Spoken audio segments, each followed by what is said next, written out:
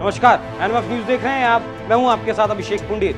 बीते कुछ सालों में हिंदुस्तान में सेना को लेकर, अंडरकवर एजेंट्स को लेकर फिल्मों का क्रेज उफान पर है, क्योंकि देशवासी अपने जवानों की दिलेरी को देखकर गौरवान्वित महसूस करते हैं और देखना चाहते हैं कि हमारी सेना ने क्या किया है और उसका काम क्या है, वो कैसे उसे करती है। हमारे जवान देश की सीमा पर खड़े हैं, यही वजह भी है कि आज हम यहाँ देश के भीतर चैन से सो पाते हैं। एक तरफ चीन मुंह बाय खड़ा है और दूसरी तरफ पाकिस्तान कश्मीर को कब्जाना चाहता है, लेकिन अक्सर हमारे जवान स्पेशल एजेंट दुश्मन देशों के नापाक मंसूबों पर पलीता लगाते आए हैं और ऐसी ही कहानी बड़े पर्दे के माध्यम से राजी फिल्म में दिखाई गई है, लेकिन उसे तोड़ मरोड़ कर पाकिस्तान से प्रेम के जरिए दिखाया गया। ऐसे उस इंसान का कहना है जिसने इस कहानी को लिखा है, लोगों तक पहुंचाया है। जो लेखक ने कहा है वो आपको जरूर जानना चाहिए।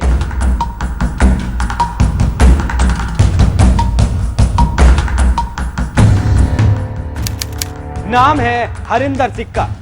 सेना से रिटायर हैं, कारगिल युद्ध देख चुके हैं और जो जिया है वही उन्होंने अपनी किताब में उकेरा है। किताब को लिखने में 8 साल लग गए। रिटायर हो चुके थे, लेकिन जब कारगिल का युद्ध छिड़ा तब एक जवान होने का फर्ज निभाया और वापस सेना के साथ जुड़ गए, क्योंकि एक जवान के लिए देश हमेशा सर्वोपरि होता है। लेकिन हरिंदर सिक्का का दर्द आज छलक पड़ा।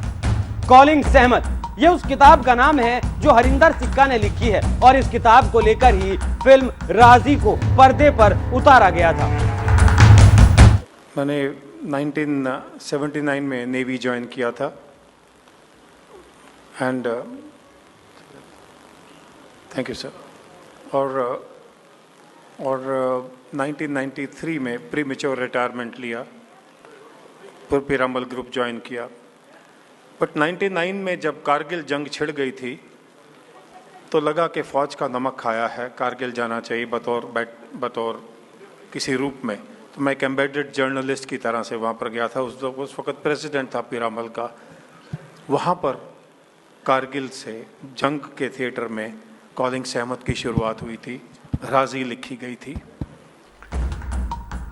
लेकिन हरिंदर सिक्का ने फिल्म को पर्दे पर उतारने वालों पर गंभीर आरोप लगाए हैं और कहा है कि उनकी फिल्म के साथ न्याय नहीं किया गया। अगर उनकी फिल्म के साथ न्याय किया जाता तो इस फिल्म को राष्ट्रीय पुरस्कार से नवाजा जाता। तो राजी में एक बड़ी दुर्घटना हुई मेरे साथ में। ये फिल्म में जब सहमत वापस आती है तो सच्चाई में अगर आप कॉलिंग सहमत पढ़ेंगे तो वो तिरंगा को सल्यूट करती है। और बैंड जो कि उस वक्त जय भारती पे कर रहा था, मुझे 8 साल लगे थे इस किताब को लिखने में। तो जो बैंड जय भारती सल्यूट कर रहा था, मास्टर चीफ जो सेलर था, उसने 2 ट्वीक करके बैंड जय भारती को बंद करके जनगण मन प्ले किया था। राजी में ना तो कोई तिरंगा दिखाया गया और ना कोई जनगण गाया गया, बल्कि उसको डिप्रेशन स्टेट में लाया गया। पाकिस्तान के फ्लैग दिखाए गए और इंडियन इंटेलिजेंस एजेंसी को नीचे दिखाया गया। ये लेफ्टिस्ट अप्रोच के खिलाफ में इतनी सफाई से काम किया गया। मुझे पूछिए वो दर्द कहाँ होता है। हरिंदर सिक्का ने जो कहा है वो वाकई में सोचने वाली बात है कि क्यों देश के सम्मान को इतनी सफाई से बदल दिया जाता है। आखिर पाकिस्तान से इतना प्यार क्यों है, जहां से कसाब जैसे आतंकी आए, उरी और बालाकोट में हमारे जवानों पर धोखे से हमला किया गया। ऐसे पाकिस्तान को कैसे एक सोच ने बढ़ा चढ़ाकर परोस दिया गया और सफाई देखिए किसी का ध्यान भी नहीं गया। अब जो मैं आपको सुनाने जा रहा हूं वो गौर से सुनिएगा। मैं एक आपसे और जाने से पहले एक रिक्वेस्ट करना चाहूंगा। आज कुछ ही लोग, ये मुसलमान को नहीं लेके है, कुछ ही लोग इस देश में 1,20,000 करोड़ रुपए के रूप में टैक्स के रूप में हलाल सर्टिफिकेट्स के ऊपर में लेते हैं। और कौन पे कर रहा है? बाबा रामदेव जैसे लोग, हल्दीराम, बीकाजी भुजिया। दूध और घी हलाल कैसे हो गए? और ये सब हम एक्सेप्ट कर रहे हैं, हम उसका टैक्स दे रहे हैं जो कि कुछ लोगों के बीच में जा रहा है।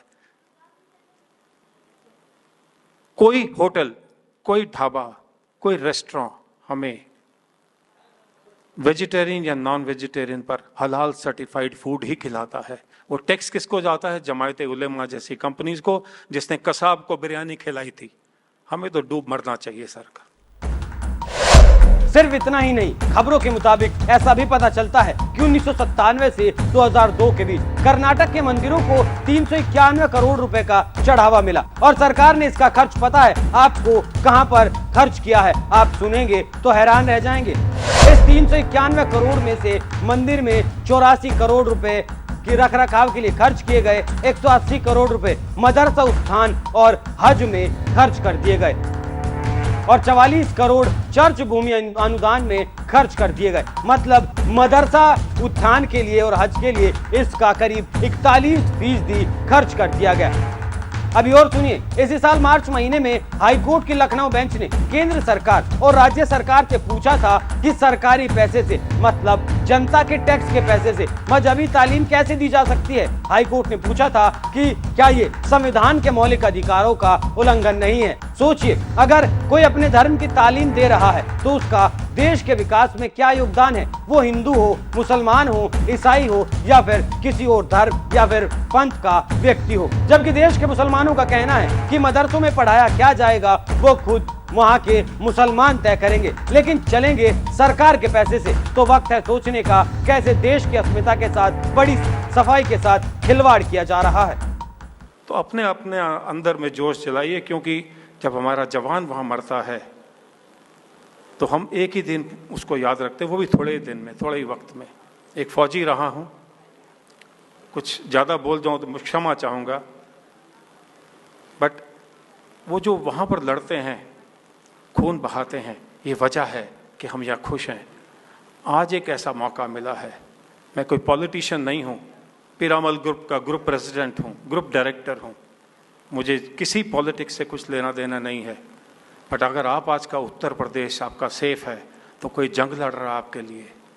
आज अगर आपका देश सब सेफ है, चंद्रमा पर पहुंचा हुआ है, तो कोई आपके लिए जंग लड़ रहा है, तो वो उस 1 या 2 या 3 जिसने 370 लगा दिया, ये उनका काम खाली नहीं है, कुछ तो जंग आपको भी लड़नी पड़ेगी। जय हिंद। उत्तर प्रदेश के सीएम योगी आदित्यनाथ और प्रधानमंत्री नरेंद्र मोदी के लिए जो हरिंदर सिक्का ने कहा है उस पर भी गौर करने की जरूरत है। वैसे भी लोग आजकल सनातन को कीड़ा मकोड़ा समझते हैं, मच्छर की और कोरोना की तरह खत्म करने की बात करते हैं कि कैसे अब तक देश के हालात बदल रहे हैं। आप इस पूरी खबर पर क्या राय रखते हैं? कैसे तथ्यों को इस देश में बड़ी सफाई से बदल दिया जाता है, उस पर आपका क्या कहना है? अपनी राय हमें कमेंट कर जरूर बताएं। नमस्कार।